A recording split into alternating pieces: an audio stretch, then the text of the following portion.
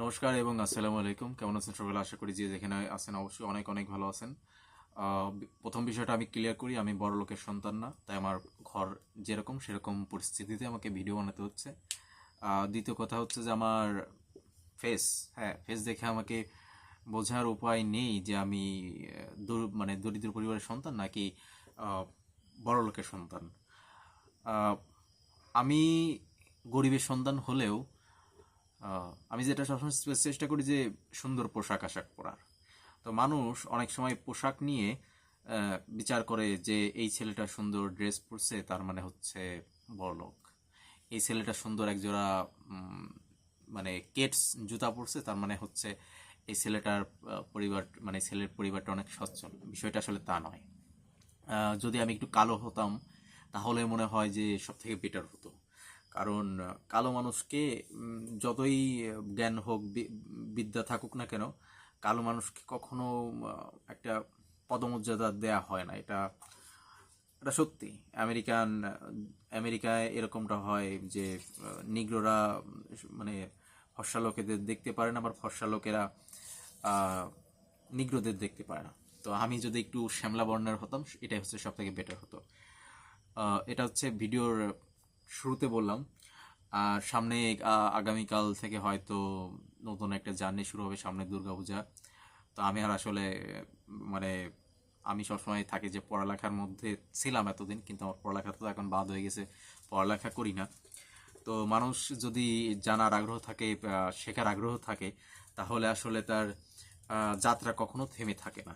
আমার হয়তো একাডেমিক বই আমি পড়তে পারতেছি না, কারণ আমি মাঝে মাঝে একটু অসুস্থ হয়ে যাই। তো এই অসুস্থতার জন্য পড়ালেখাটা হয়তো আর কন্টিনিউ করা হয়নি। এর জন্য অনেকাংশে সমাজের মানুষও দায়ী। কারণ সমাজের মানুষ আমাকে একটা অন্য একটা ট্যাগ দিয়ে দিছে, ট্যাগটা হচ্ছে যে আমি পাগল। যাই হোক, ইদানিং আমি ওষুধ খাচ্ছি, ওষুধ খেয়ে মোটামুটি একটু স্বাভাবিক পর্যায়ে এসেছি। তারপর আমি কখনো টিকটক বানাইনি, যে রিলস বানাইনি, যে নেচে গিয়ে ড্যান্স করে ভিডিও বানানো, এটা আমি কখনোই করিনি। তো আমার কাছে এই মুহূর্তে 4টা বই আছে, যে 4টা বই হয়তো আমি সেপ্টেম্বর মাসে পড়ব। সেপ্টেম্বর মাসের যে যদি 30 দিন হয়, 30 দিন ধরলে আমি 2টা দিন জাস্ট একটু অবসর টাইম পাবো। তো এই 30 দিনকে যদি 4টা ভাগে ভাগ করা হয়, 4 × 7 = 28। তো সপ্তাহে আমি চেষ্টা করব যে একটা করে বই পড়ার। কিছুদিন আগে একটা বই কিনেছিলাম, বইটার নাম হচ্ছে হোয়েন ব্রেথ বিকামস এয়ার, পল কালানিথি রূপান্তর করেছেন আশিকুর রহমান, এই যে বইটা। তো এই বইটা মানে এই বইটার মূল কাহিনী যেটা ব্যাক ব্যাক পার্টে লেখা আছে, সেটা হচ্ছে যে আহ, একজন ডক্টর যিনি আমেরিকান, তার বাবা আমেরিকান এবং তার মা হচ্ছে ভারতীয়। তো এই যে লেখক রাইটার, এনার একটাই বই, এবং ইনি একজন নিউরো সার্জিক্যাল মানে নিউরোলজির ডক্টর। তো এক সময় এই ডক্টরি পেশায় যখন ইন্টার্নি করেন, সেই সময় তার একটা জটিল রোগ তৈরি হয়, সেটা হচ্ছে ক্যান্সার। তো তিনি আসলে মদ্যপানও করতেন না, ধূমপানও করতেন না, তারপরেও তার ক্যান্সার হয়। তো মানুষ মারা যাওয়ার আগে তার মনে অনেক রকম চিন্তা আসে। তো ইনি এই বইটাতে দেখিয়েছেন যে আসলে জীবনটা কত কঠিন, জীবনটা কতটা বাস্তবময়। কারণ মানুষের মৃত্যুর আগে অনেক ইচ্ছে থাকে, সেগুলো হয়তো পূর্ণ হতেও পারে, নাও পারে। তো এই হোয়েন ব্রেথ বিকামস এয়ার, এই বইটা আমি এই কয়েকদিন বেশ অসুস্থ ছিলাম, পড়তে পারিনি। এই বইটা আমার ছোট ভাইকেও পড়তে বলেছিলাম, কিন্তু সেও আসলে আমাকে সেভাবে সাহায্য করেনি। আমার ছোট ভাই এইসব পড়ে না, গল্প বইটই পড়ে না। তো আমি চেষ্টা করি যে যে কোনো একটা বই থেকে যে কোনো একটা লেসন শেখার জন্য। তো এই বইটাতে আসলে মৃত্যু সম্পর্কে মানে আহ, মৃত্যু যদি সন্নিকটে চলে আসে, তাহলে আসলে আমাদের পরিস্থিতিকে কিভাবে ধারণ করতে হবে, এই মৃত্যুটাকে কি স্বাভাবিকভাবে নেওয়া উচিত, নাকি চিন্তা করা উচিত যে আর কতদিন বাঁচবো, হ্যাঁ শুধুই টেনশন থাকবো। এই বইটা আমি এখনো পড়িনি, বাট গুগল ঘেটে যেটা দেখলাম যে মৃত্যুর আগে আমাদের সবসময় আনন্দে থাকা উচিত, যে আমি আর পৃথিবীতে কয়দিন বাঁচবো, আমার আনন্দ করে দিনটা কাটানোই উচিত। তো এই বইটার নাম হচ্ছে হোয়েন ব্রেথ বিকামস এয়ার। এই বইটা আসলে মূলত অনুবাদ করা। এই বইটার যদি মূল্য আমি বলি, মূল্যটা হচ্ছে 300 টাকা। এই বইটা আমি রকমারি থেকে কিনেছি, এবং যে বইটা এই বছরই কিনেছিলাম, নির্বাচিত ছোট গল্প বনফুল, অর্থাৎ বলাইচাঁদ মুখোপাধ্যায়, এই বইটাও আমি আসলে পড়ার সুযোগ পাইনি। তবে এই যে বলাইচাঁদ মুখোপাধ্যায় অর্থাৎ বনফুল, ইনি ছোট ছোট একটা গল্প বলে লেখে, যার মাধ্যমে অনেক কিছু বোঝা যায়। যে আমি যখন নবম দশম শ্রেণীতে পড়ি, একটা নিম গাছের গল্প ছিল, যেই নিম গাছটা মানুষের, এই নিম গাছটার কে মানুষ ব্যবহার করতেছে ঔষধি হিসেবে, পাতার উপকারিতা আছে, হ্যাঁ, তার যে ডাল হয়, মানে ডাল মানে ছোট ছোট শাখা প্রশাখা, সেটা ভেঙে দাঁত মাজন দিয়ে ঘষলে দাঁতের মাড়িগুলো শক্ত হয়। আবার এই নিম গাছের যদি ছাল বাকল থেতলে খাওয়া হয়, এই অনেক উপকার পাওয়া যায়। কিন্তু বলে না যে উপকারী গাছের আসলে ছাল থাকে না। তো লাস্ট একটা লাইনে ওই নিম গাছের কথাটা বলছে, বলে তার উপকারিতা সবকিছু বলছে, বলার পরে লাস্ট একটা লাইনে লিখছে যে এই রকম অবস্থায় অমুক বাড়ির অমুক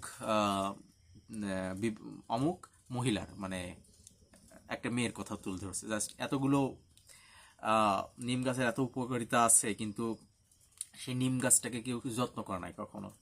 তা এই ঘটনাই ঘটছে পাশের বাড়ির এক এক মহিলার সাথে, যে সে সারাদিন সংসার অনেক কাজ করে, তারপরও তাকে সম্মান দেওয়া হয় না।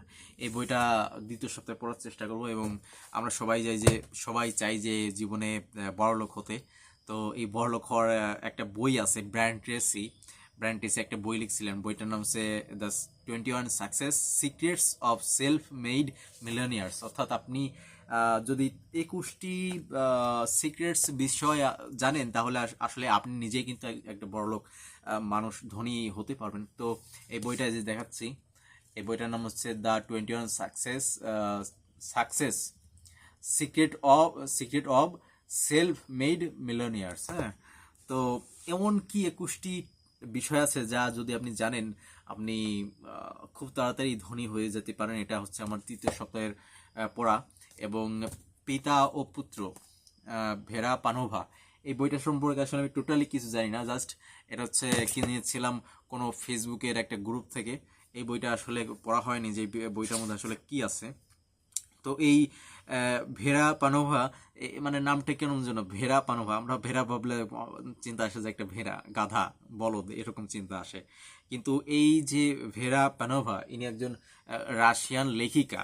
এনার জন্ম হচ্ছে 1905 সালে, এবং ইনি মারা যান হচ্ছে